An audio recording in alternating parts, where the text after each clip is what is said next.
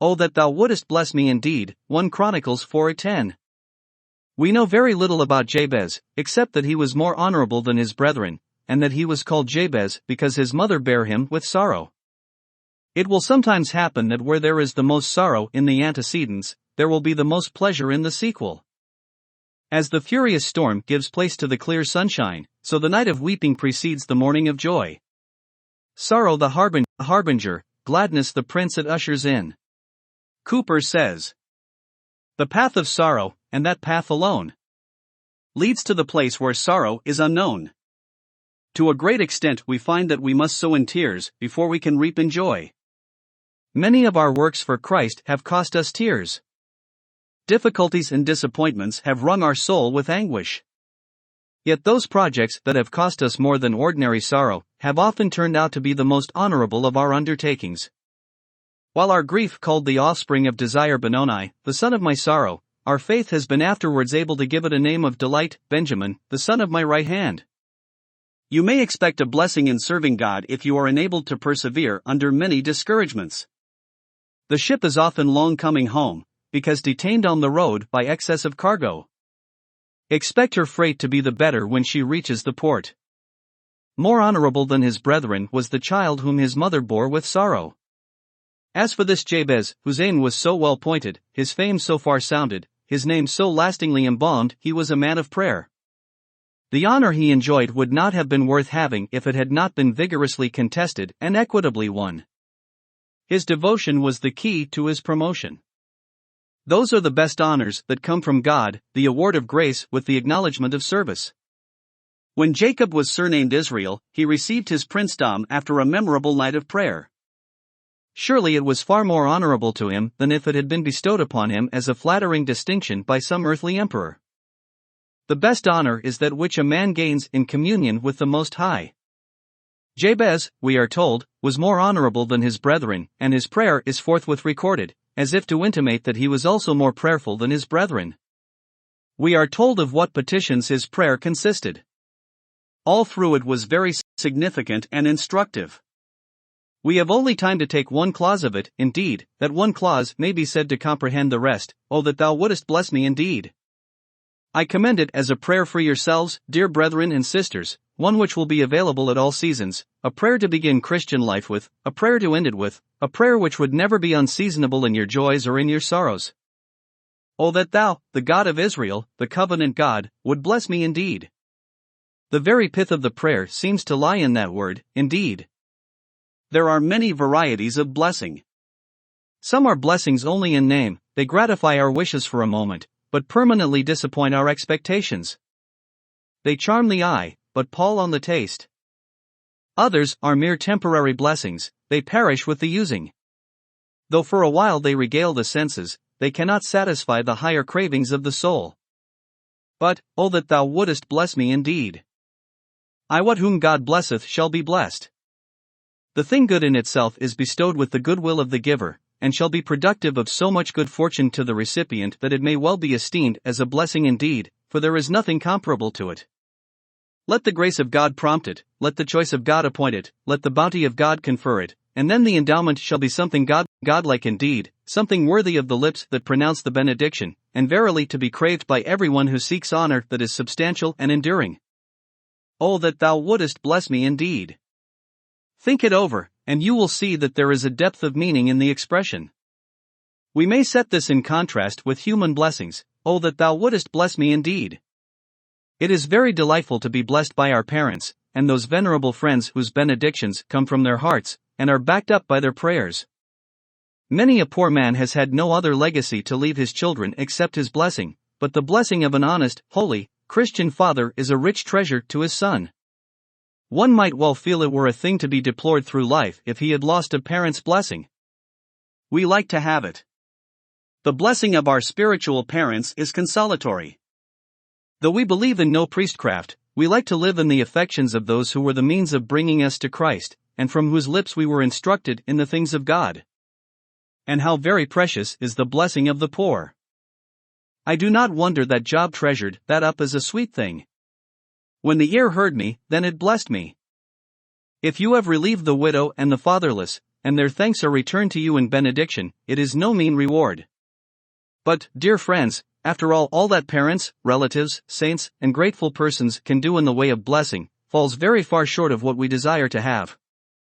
O Lord, we would have the blessings of our fellow creatures, the blessings that come from their hearts, but, oh that thou wouldest bless me indeed.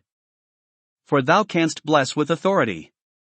Their blessings may be but words, but thine are effectual. They may often wish what they cannot do, and desire to give what they have not at their own disposal, but thy will is omnipotent. Thou didst create the world with but a word. Oh, that such omnipotence would now bespeak me thy blessing! Other blessings may bring us some tiny cheer, but in thy favor is life. Other blessings are mere tittles in comparison with thy blessing, for thy blessing is the title to an inheritance incorruptible and unfading, to a kingdom which cannot be moved. Well therefore might David pray in another place, with thy blessing let the house of thy servant be blessed forever. Perhaps in this place, Jabez may have put the blessing of God in contrast with the blessings of men. Men will bless thee when thou doest well for thyself. They will praise the man who is successful in business. Nothing succeeds like success. Nothing has so much the approval of the general public as a man's prosperity. Alas! They do not weigh men's actions in the balances of the sanctuary, but in quite other scales. You will find those about you who will commend you if you are prosperous, or like Job's comforters, condemn you if you suffer adversity. Perhaps there may be some feature about their blessings that may please you, because you feel you deserve them. They commend you for your patriotism, you have been a patriot. They commend you for your generosity, you know you have been self-sacrificing. Well, but after all, what is there in the verdict of man? At a trial, the verdict of the policeman who stands in the court, or of the spectators who sit in the courthouse, amounts to just nothing. The man who is being tried feels that the only thing that is of importance at all will be the verdict of the jury, and the sentence of the judge. So it will little avail us whatever we may do, how others commend or censure. Their blessings are not of any great value. But, oh that thou wouldest bless me, that thou wouldest say, well done, good and faithful servant. Commend thou the feeble service that through thy grace my heart has rendered. That will be to bless me indeed. Men are sometimes blessed in a very fulsome sense by flattery. There are always those who, like the fox in the fable, hope to gain the cheese by praising the crow. They never saw such plumage, and no voice could be so sweet as yours. The whole of their mind is set, not on you, but on what they are to gain by you. The race of flatterers is never extinct, though the flattered usually flatter themselves it is so. They may conceive that men flatter others, but all is so palpable and transparent when heaped upon themselves, that they accept it with a great deal of self-complacency, as being perhaps a little exaggerated, but after all exceedingly near the truth. We are not very apt to take a large discount off the praises that others offer us, yet, were we wise, we should press to our bosom those who censure us, and we should always keep at arm's length those who praise us, for those who censure us to our face cannot possibly be making a market of us, but with regard to those who extol us, rising early, and using loud sentences of praise, we may suspect, and we shall very seldom be unjust in the suspicion, that there is some other motive in the praise which they render to us than that which appears on the surface. Young man, art thou placed in a position where God honors thee? Beware of flatterers. Or hast thou come into a large estate? Hast thou abundance? There are always flies where there is honey. Beware of flattery. Young woman, art thou fair to look upon? There will be those about thee that will have their designs, perhaps their evil designs, in lauding thy beauty. Beware of flatterers. Turn thou aside from all these who have honey on their tongue, because of the poison of asps that is under it. Bethink thee of Solomon's caution, meddle not with him that flattereth with his lips. Cry to God, deliver thou me from all this vain adulation, which nauseates my soul. So shalt thou pray to him the more fervently, O that thou wouldest bless me indeed. Let me have thy benediction, which never says more than it means, which never gives less than it promises. If you take then the prayer of Jabez as being put in contrast with the benedictions which come from men, you see much force in it. But we may put it in another light, and compare the blessing Jabez craved with those blessings that are temporal and transient. There are many bounties given to us mercifully by God for which we are bound to be very grateful, but we must not set too much store by them. We may accept them with gratitude, but we must not make them our idols.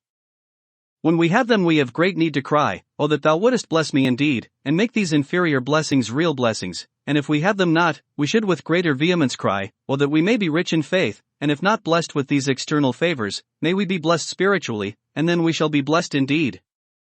Let us review some of these mercies, and just say a word or two about them. One of the first cravings of men's hearts is wealth. So universal, the desire to gain it, that we might almost say it is a natural instinct.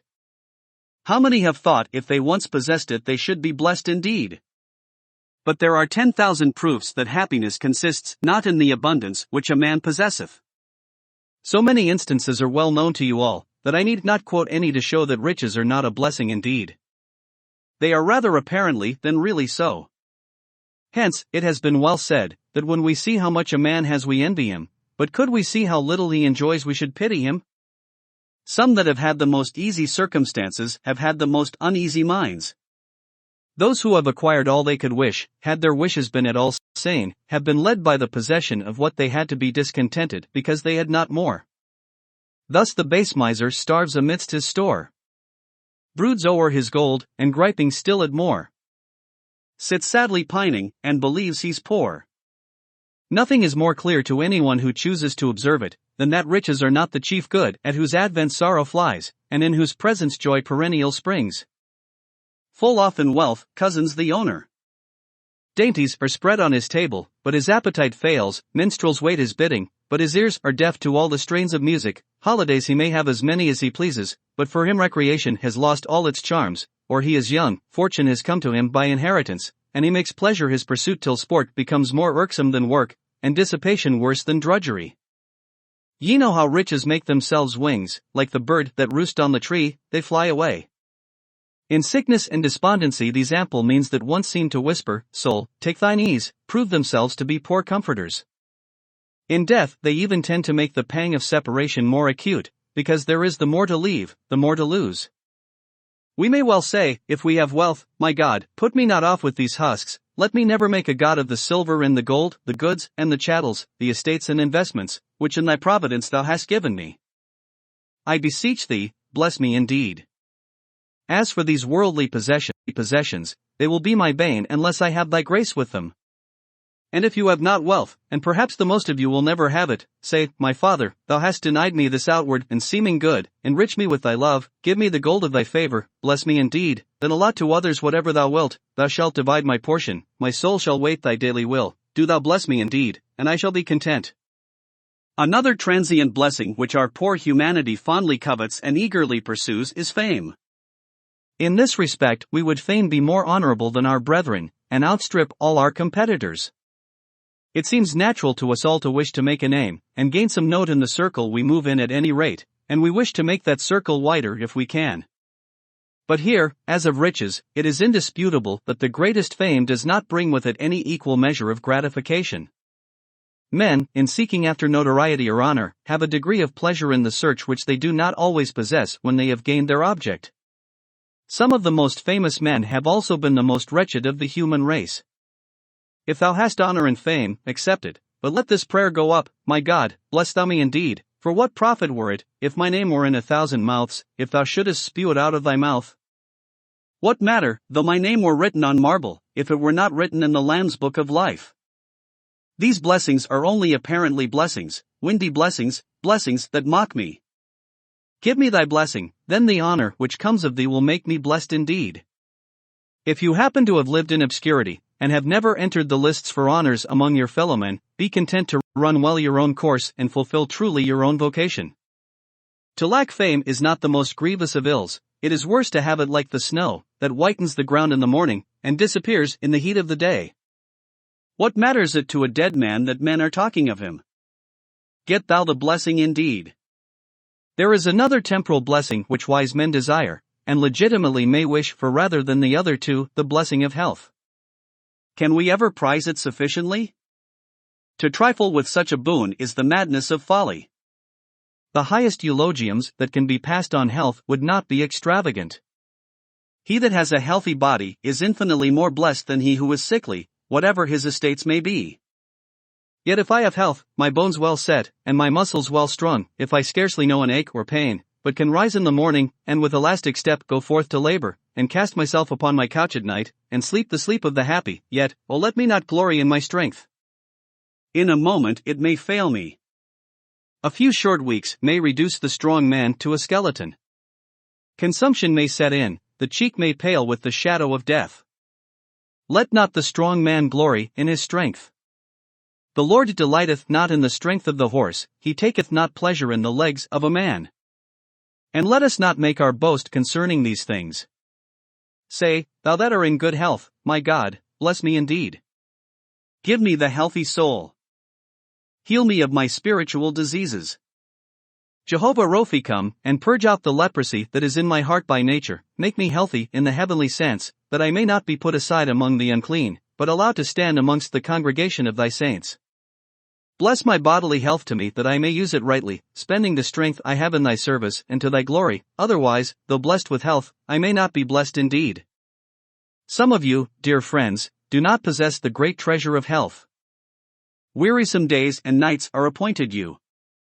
Your bones are become an almanac, in which you note the changes of the weather. There is much about you that is fitted to excite pity. But I pray that you may have the blessing indeed, and I know what that is. I can heartily sympathize with a sister that said to me the other day, I had such nearness to God when I was sick, such full assurance, and such joy in the Lord, and I regret to say I have lost it now, that I could almost wish to be ill again, if thereby I might have a renewal of communion with God. I have oftentimes looked gratefully back to my sick chamber. I am certain that I never did grow in grace one half so much anywhere as I have upon the bed of pain. It ought not to be so. Our joyous mercies ought to be great fertilizers to our spirit, but not unfrequently our griefs are more salutary than our joys. The pruning knife is best for some of us. Well, after all, whatever you have to suffer, of weakness, of debility, of pain, and anguish, may it be so attended with the divine presence, that this light affliction may work out for you a far more exceeding and eternal weight of glory, and so you may be blessed indeed. I will only dwell upon one more temporal mercy, which is very precious, I mean the blessing of home. I do not think anyone can ever prize it too highly, or speak too well of it. What a blessing it is to have the fireside, and the dear relationships that gather round the word home, wife, children, father, brother, sister. Why, there are no songs in any language that are more full of music than those dedicated to mother. We hear a great deal about the German fatherland, we like the sound. But the word, father, is the whole of it.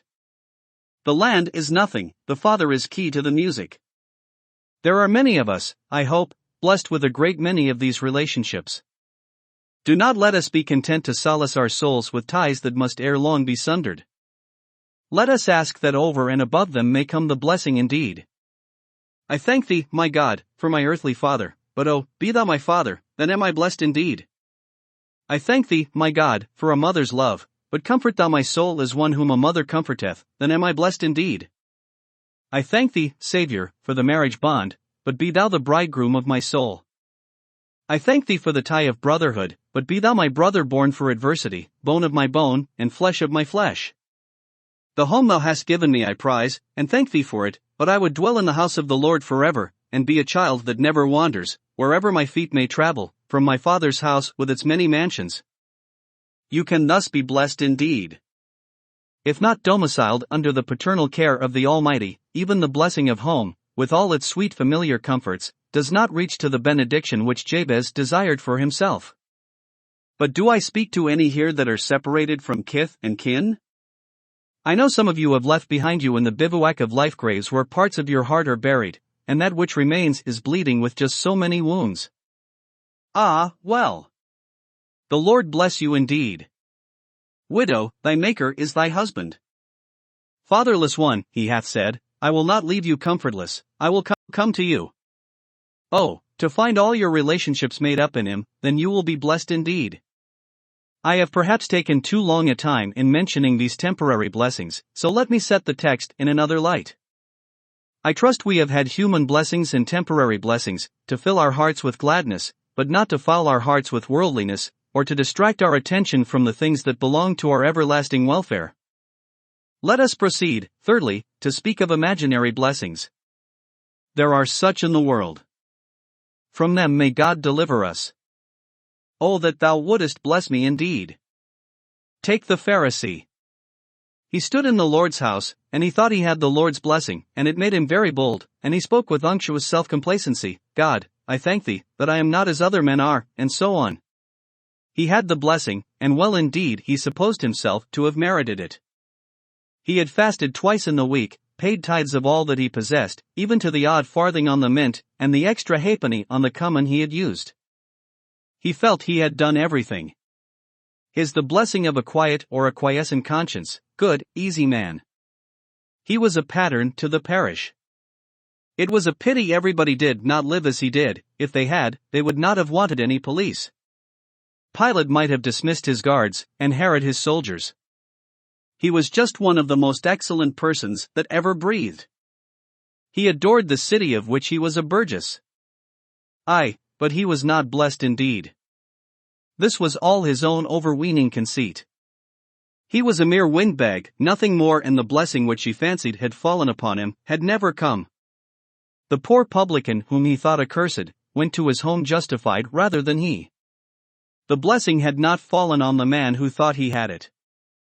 Oh, let every one of us here feel the sting of this rebuke, and pray, great God, save us from imputing to ourselves a righteousness which we do not possess.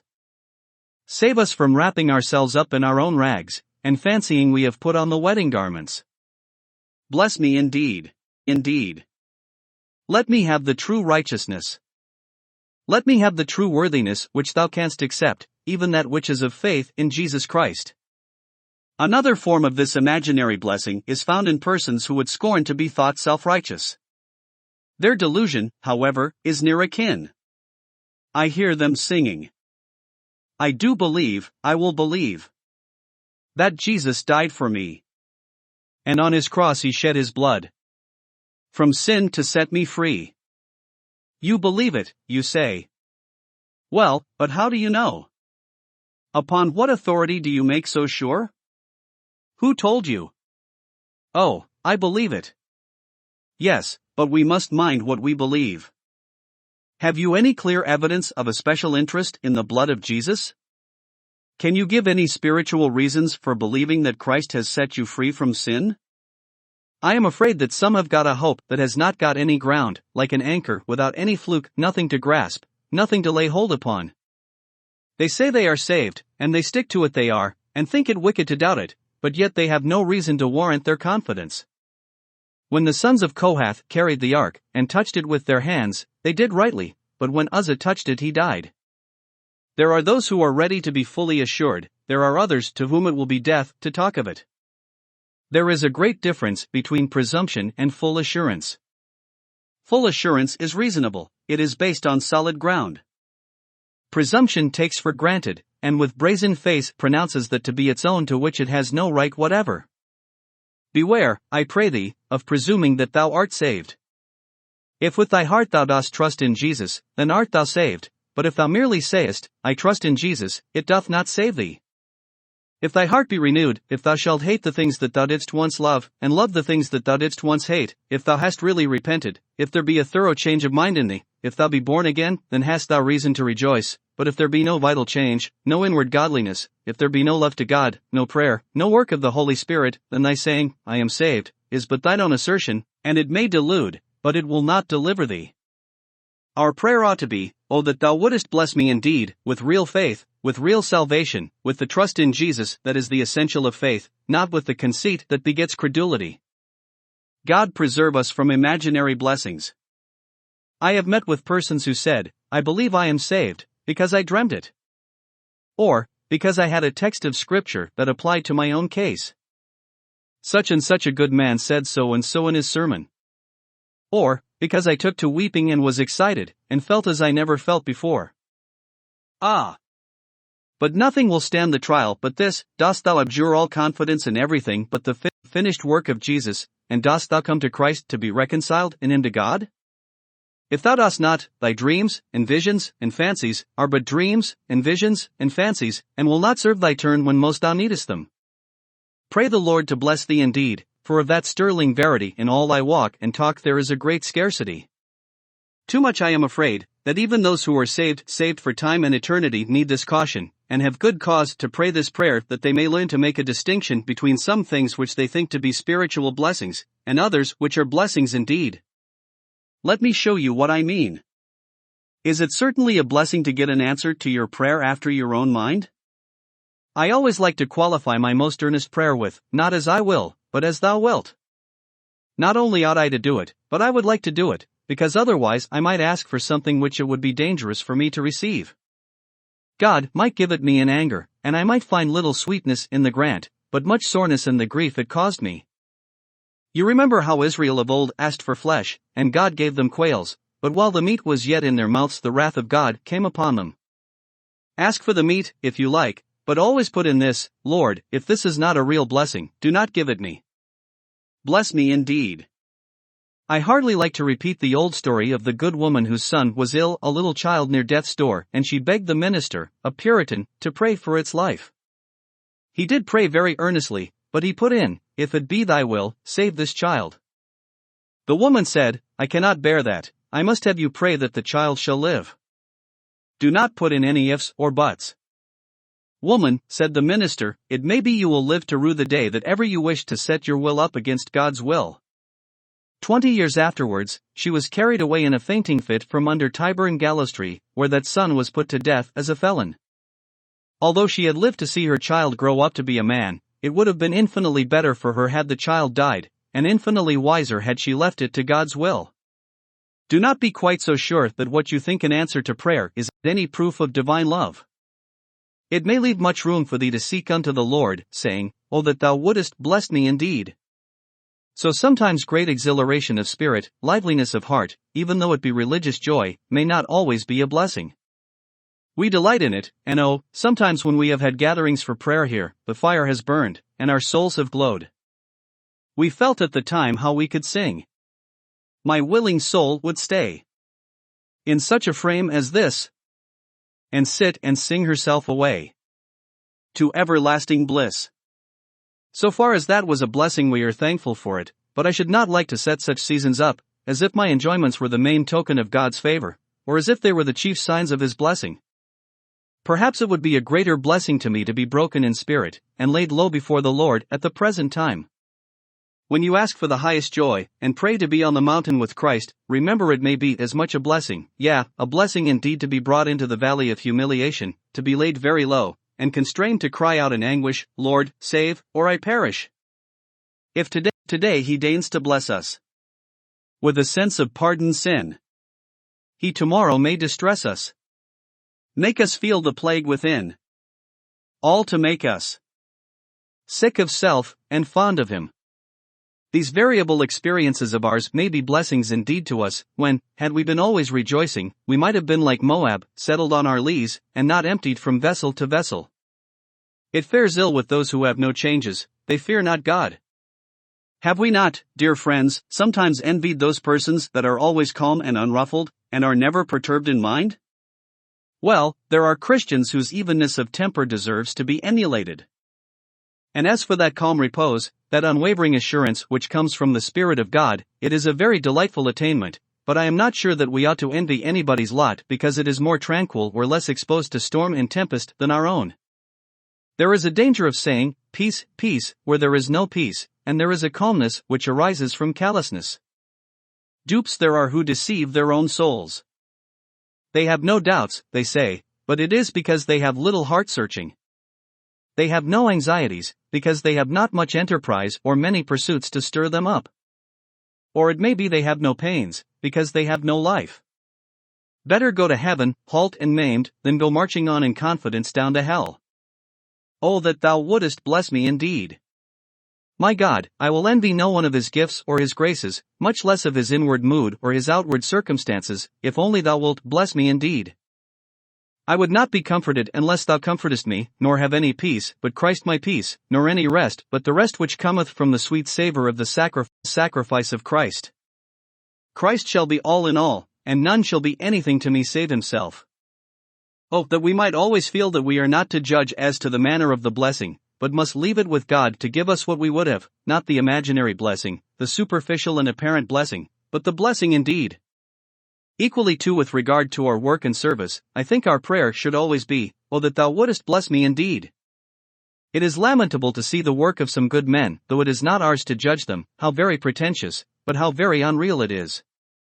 It is really shocking to think how some men pretend to build up a church in the course of 2 or 3 evenings. They will report, in the corner of the newspapers, that there were 43 persons convinced of sin, and 46 justified, and sometimes 38 sanctified. I do not know what besides of wonderful statistics they give as to all that is accomplished. I have observed congregations that have been speedily gathered together, and great additions have been made to the church all of a sudden. And what has become of them? Where are those churches at the present moment? The dreariest deserts in Christendom are those places that were fertilized by the patent manures of certain revivalists. The whole church seemed to have spent its strength in one rush and effort after something, and it ended in nothing at all. They built their wooden house, and piled up the hay, and made a stubble spire that seemed to reach the heavens, and there fell one spark, and all went away in smoke, and he that came to labor next time, the successor of the great builder, had to get the ashes swept away before he could do any good. The prayer of everyone that serves God should be, "Oh, that thou wouldest bless me indeed." Plod on, plod on. If I only build one piece of masonry in my life, and nothing more, if it be gold, silver, or precious stones, it is a good deal for a man to do, of such precious stones.